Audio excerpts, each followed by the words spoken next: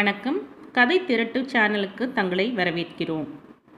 இந்த வீடியோவில் நம்ம என்ன கதை பார்க்க போகிறோம்னா, ஒரு தேவதை வந்துவிட்டாள். டாக்டர் கௌசல்யா தன்னோட 28வது வயசில் Aadhava export company managing director ஸ்ரீதருக்கு 2வது மனைவியாக வாழ்க்கப்பட்டப்போ சித்திங்கிற தன்னுடைய ஸ்தானம் பயங்கரமாக இருக்க போகுதுன்னு ஒரு நிமிஷம் கூட நினைக்கல.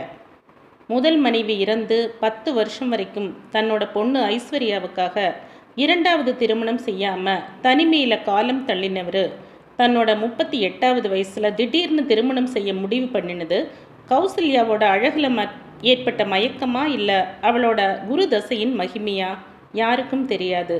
ஆனாலும் 10 வருஷத்துக்கு பின்னாடி அவர் 2வது திருமணம் பண்ணிக்கிட்டாரு. ஸ்ரீதரோட விருப்பப்படி டாக்டர் தொழிலை விட்டுட்டு குடும்ப பொறுப்பை ஏற்றுக்கிட்டு கணவன் வீட்டுக்கு வந்த கௌசல்யாவுக்கு கொஞ்சம் பயம் இருக்கத்தான் செஞ்சது. காரணம், ஸ்ரீதரோட பொண்ணு காலேஜில் 1ஆம் ஆண்டு படிச்சுக்கிட்டு இருந்தா. இத்தனை வருஷத்துக்கு பின்னாடி இவ்வளோ பெரிய பொண்ணு இருக்கையில் 2வது கல்யாணம் பண்ணுறது ஸ்ரீதருக்கே கொஞ்சம் கூச்சமாகத்தான் இருந்துச்சு போல. அதனால தான் சிட்டியில் தாத்தா வீட்டில் தங்கி காலேஜுக்கு போயிட்டு இருந்த பொண்ணுக்கு ஃபோனில் மட்டும் தகவல் சொல்கிறாரு.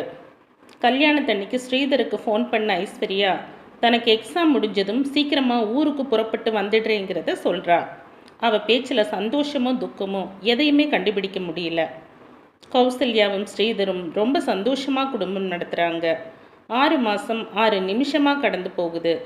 ஒரு நாள் ஐஸ்வர்யா கிட்ட இருந்து ஃபோன் வருது.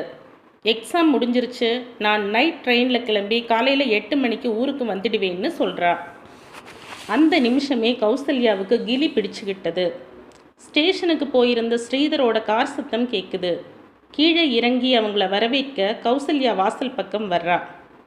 கையில் சின்ன பெட்டியை தூக்கிக்கிட்டு பிரயாண களைப்போட உள்ளே நுழைஞ்ச அந்த சின்ன பொண்ணை பார்த்து பிரமிச்சு போனா கௌசல்யா. ஸ்ரீதரோட சாயலில் இருந்த அந்த பொண்ணு இவ்வளவு அழகாக இருப்பான்னு கௌசல்யா நினைக்கவே இல்லை. வாமா ஐஸ்வர்யா வா. மலர்ந்த முகத்தோடு கூப்பிட்ட கௌசல்யாவை திரும்பி பார்த்த அவன் முகத்தில் பிரமிப்போ வெறுப்போ எதையுமே கண்டுபிடிக்க முடியல. டாடி, என்னோட பெட்டியை மாடி ரூமில் வைக்க சொல்லுங்க, அங்கே தான் எனக்கு தூங்க பிடிக்கும் சொல்லிட்டு கௌசல்யாவை பொருட்படுத்தாமல் ரொம்ப உரிமையாக நடந்து போகிறா. தன்கிட்ட மரியாதை குறைச்சலாக நடந்துக்கிறத கௌசல்யா புரிஞ்சுக்கிட்டாலும் வெளி காட்டிக்கல. கௌசல்யா கிட்ட ஆமாம் இல்லைங்கிறத தவிர வேற எந்த பேச்சும் இல்லை ஐஸ்வர்யாவுக்கு.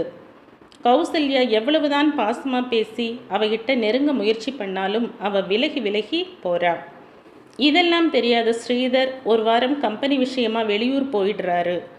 கௌசல்யாவுக்கு கவலை தாங்க முடியல. இந்த பேசாம நடந்து கூட எப்படி ஒரு வாரம் காலம் தள்ளுறது?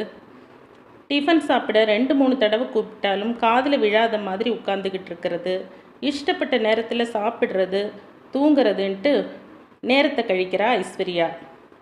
அன்னைக்கு ராத்திரி படுக்கையில் படுத்த கௌசல்யாவுக்கு தூக்கமே வரல. ஐஸ்வர்யா ரூமில் இருந்து ரொம்ப பலமாக பாட்டு சத்தம் கேட்டுக்கிட்டு இருந்துச்சு. எந்திரிச்சு வெளியே வர்றா. அவள் ரூமில் லைட் எரிஞ்சுக்கிட்டு இருந்தது. அந்த பாட்டுக்கு ஏற்ற மாதிரி ரொம்ப வேகமாக அவள் டான்ஸ் பண்ணிக்கிட்டு இருந்தா. உள்ளே நுழைஞ்ச கௌசல்யாவை பார்த்ததும் டான்ஸ் பண்ணுறதை நிறுத்திட்டு கோபமாக முறைச்சு பார்த்தா. கௌசல்யாவுக்கு படபடப்பாக இருந்தாலும் சமாளிச்சுக்கிட்டு, ஏமா தூங்கலையா? 12 மணி வரைக்கும் முழிச்சுக்கிட்டு இருந்தா உடம்பு என்னத்துக்காகிறது? ஏன் உடம்பை பற்றி யாரும் கவலைப்பட வேண்டியதில்லை வெடுக்குன்னு பதில் சொல்லிட்டு அந்த பக்கம் திரும்பிக்கிட்டா. நீ இப்படி டான்ஸ் பண்ணிக்கிட்டு இருந்தா உன் தூக்கம் கெடுறது இல்லாமல் என் தூக்கமும் கெடுது. அவ்வளவுதான். படக்குன்னு பாட்டை நிறுத்தின ஐஸ்வர்யா லைட்டை ஆஃப் பண்ணிட்டு பட்டார்னு கதவை சாத்தினா. அவமானத்தில் அழுக வந்துச்சு கௌசல்யாவுக்கு. சித்தின்னு கூட நினைக்காம இப்படி அவமானப்படுத்துகிறாளே, இனிமேல் நம்ம வாழ்க்கை எப்படி இருக்க போகுதோ? விடியட்டும், இதுக்கு ஒரு வழி பண்ணலாம்னு சமாதானப்படுத்திக்கிட்டு தூங்க போகிறா. மறுநாள் காலையில் ஐஸ்வர்யா கிட்ட, இங்கே வா ஐஸ்வர்யா, உங்ககிட்ட கொஞ்சம் பேசணும், உட்காரு. நீ என்ன கேள்வி கேட்டாலும் என்கிட்ட பதில் இருக்கு அப்படிங்கிற தோரணையில் அவன் முன்னாடி உட்கார்றா ஐஸ்வர்யா. நீ ஏன் என்கிட்ட இப்படி நடந்துக்கிற? உங்கள் அப்பாவோட விரதத்தை கலைச்சி நான் ஒன்றும் அவரை கல்யாணம் பண்ணிக்கல, அவரும் என்னை விருப்பப்பட்டு தான் கல்யாணம் பண்ணிக்கிட்டாரு. உங்கள் அப்பாவுக்கும் உனக்கும் இடையில் நான் வந்துட்டேன்னு தானே நீ என்னை வெறுக்கிற? இது நியாயமே இல்லை. இத்தனை சின்ன வயசில் உங்கள் அப்பா சன்னியாசி வாழ்க்கை வாழணும்னு நீ எதிர்பார்க்கறது சரியில்லை. கோபத்தில் படபடன்னு பேசின கௌசல்யா அழுகை சத்தம் கேட்கவே திரும்பி பார்க்குறா. அங்கே ஐஸ்வர்யா விம்மி விம்மி அழுதுட்ருக்கா.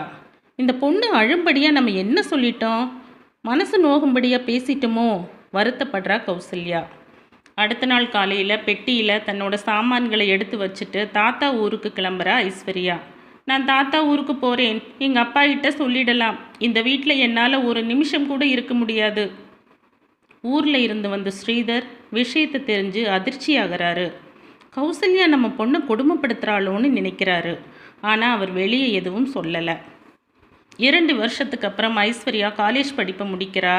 நல்ல மாப்பிள்ளையாக பார்த்து அவளோட கல்யாணத்தையும் முடிக்கிறாரு ஸ்ரீதர். கௌசல்யா மனஸ்தாபத்தை எல்லாம் மறந்து ரொம்ப சந்தோஷமாக கல்யாண வேலைகளை கவனிக்கிறா. பல மாதங்களுக்கு பிறகு ஒரு நாள் ஸ்ரீதர் கௌசல்யாவிடம், கௌசி, நான் ஒன்று கேட்டால் நீ ஒத்துக்குவியா? என்னங்க? ஐஸ்வர்யாவும் மாப்பிள்ளையும் நம்ம வீட்டில் நம்ம கூட வந்து தங்குனா நீ ஒத்துக்குவியா? இன்றைக்கி காலையில் தான் ஒரு ஷாப்பிங் மால் பக்கத்தில் அவங்கள பார்த்தேன். அப்போ தான் மாப்பிள்ளைக்கு வேலை இந்த ஊருக்கு டிரான்ஸ்ஃபர் ஆன விஷயத்த சொன்னாங்க.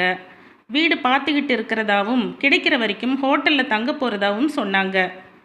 பெத்த அப்பாவோட வீடு அரண்மனை மாதிரி இருக்கிறப்போ கர்ப்பிணியான என் பொண்ணு ஹோட்டலில் தங்குறதா? என்னங்க நீங்கள் என்னை பற்றி என்ன நினச்சிங்க? உடம்பு சரியில்லாத குழந்தைய அப்போவே நம்ம வீட்டுக்கு கூட்டிகிட்டு வர வேண்டியது தானே, என்கிட்ட கேட்கணுமா?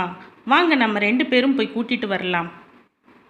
அன்னைக்கு ராத்திரி தன்னோட பங்களாவில் பஞ்சு மெத்த மேலே படுத்து ரெஸ்ட் எடுத்துக்கிட்டு இருந்த ஐஸ்வர்யா பக்கத்தில் வந்த கௌசல்யாவை பார்த்து சித்தின்னு கூப்பிடுறா.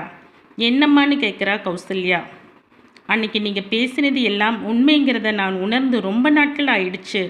உங்கள் மனசை நான் நோகடிச்சும் பெத்த தாய் மாதிரி நீங்கள் என்கிட்ட ரொம்ப பாசமாக இருக்கிறது ஆச்சரியமாக இருக்குது. உங்களை விட நல்ல மனைவி எங்கள் அப்பாவுக்கு கிடைச்சிருக்க முடியாது சித்தி. இல்லை அம்மா, இனி நீங்கள் தான் என்னோட அம்மா. உணர்ச்சி வசப்பட்டு கௌசல்யாவின் கையை பிடிக்கிறாள் ஐஸ்வர்யா. புதிதாக ஏற்பட்ட இந்த சமாதானத்தில் மனசாந்தி ஏற்பட ஐஸ்வர்யாவின் கண்களை துடைத்து அவளை கட்டி அணைத்து உச்சி முகர்கிறாள். அன்றைக்கு வெகு நாட்களுக்கு பிறகு நிம்மதியாக உறங்குகிறாள் கௌசல்யா. வெளியே பால் நிலா மேகத்துக்குள் மறைந்து மறைந்து கண்ணாமூச்சி காட்டி கொண்டிருந்தது. முற்றும். இந்த கதை உங்களுக்கு பிடிச்சிருந்தா சப்ஸ்கிரைப் பண்ணுங்கள். மற்றும் ஒரு சுவாரஸ்யமான கதையோட அடுத்த வீடியோவில் சந்திப்போம். பாய். தேங்க்யூ.